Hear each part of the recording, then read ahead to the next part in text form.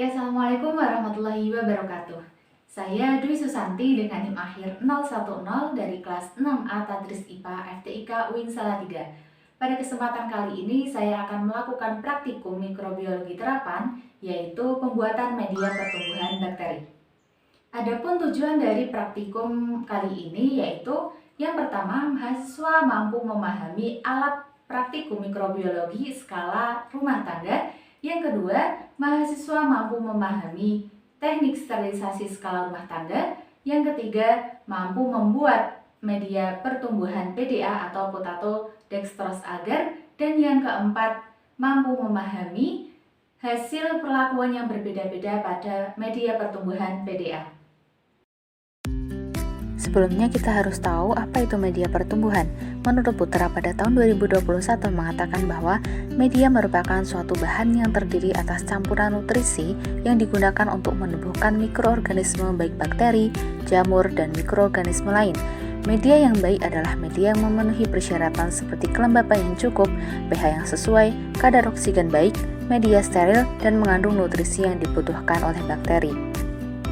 Alat dan bahan yang diperlukan dalam praktikum kali ini ada 5 cup yang digunakan sebagai wadah media pertumbuhan, 2 panci untuk sterilisasi dan membuat media, mangkuk, piring kecil, pisau, sendok, kompor gas, agar-agar 20 gram, kentang 300 gram, ragi 5 gram, gula pasir 20 gram, air 1 liter, tanah, dan cotton bud. Untuk langkah kerjanya, yang pertama, mensterilkan wadah yang akan digunakan untuk melaksanakan praktikum. Tunggu hingga 15 menit, lalu angkat dan langkah yang kedua, memotong dadu kentang, lalu mendidihkannya. Aduk dan mengambil air ekstra kentang.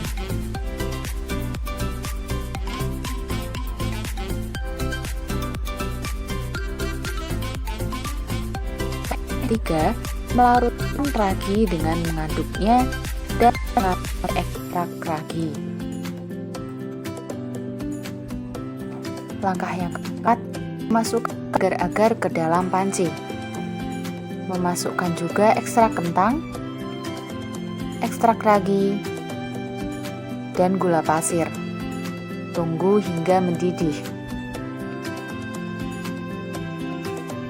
Langkah yang kelima, memasukkan ke dalam cup yang sudah disiapkan dan tunggu hingga memadat. Langkah yang keenam, mensterilkan kembali media tersebut selama 15 menit. Langkah yang ketujuh, memberi perlakuan yang berbeda pada setiap cup. Cup yang pertama, media dibiarkan steril. Cup yang kedua, media yang diberi perlakuan ditempeli dengan tangan yang dicuci dengan sabun. Pada media yang ketiga, diberi perlakuan ditempeli tangan yang dicuci tanpa menggunakan sabun. Yang keempat, media yang diinokulasi dengan menggunakan cotton bud yang dioleskan ke dalam tanah. Dan pada media yang kelima, dibiarkan terbuka. Dan langkah yang terakhir, menutup media tersebut dan tunggu hingga 7 hari.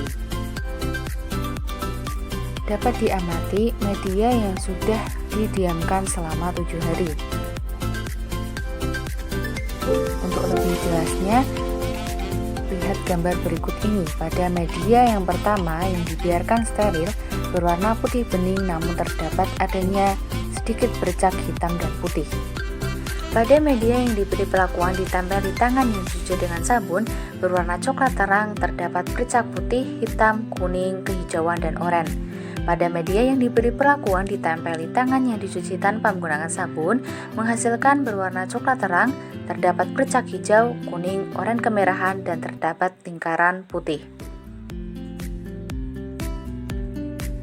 Pada media yang diinokulasi dengan cotton bud yang dioleskan ke tanah, menghasilkan media berwarna coklat terang, terdapat bercak coklat tua, kuning kehijauan, dan terdapat jamur berwarna putih kehijauan.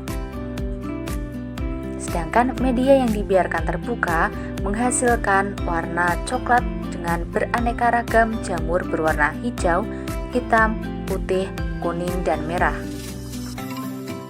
Dari praktikum yang telah dilakukan dapat disimpulkan bahwa mahasiswa telah mampu memahami alat praktikum mikrobiologi skala rumah tangga, yaitu dengan menggunakan alat rumah sebagai pengganti alat laboratorium seperti panci, cotton bud, dan cup.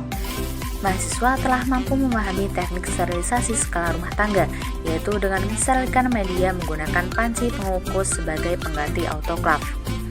3. Mahasiswa telah mampu membuat media pertumbuhan PDA, yaitu membuat media dengan mencampurkan agar-agar, ekstrak kentang, ekstrak ragi, gula pasir, dan air. 4. Mahasiswa telah mampu memahami hasil perakuan yang berbeda-beda pada media pertumbuhan PDA. Dari kelima cup yang diberi perlakuan berbeda, menghasilkan mikroba yang berbeda pula. Hal ini ditandai dengan warna dan bentuk yang beragam pada setiap cup.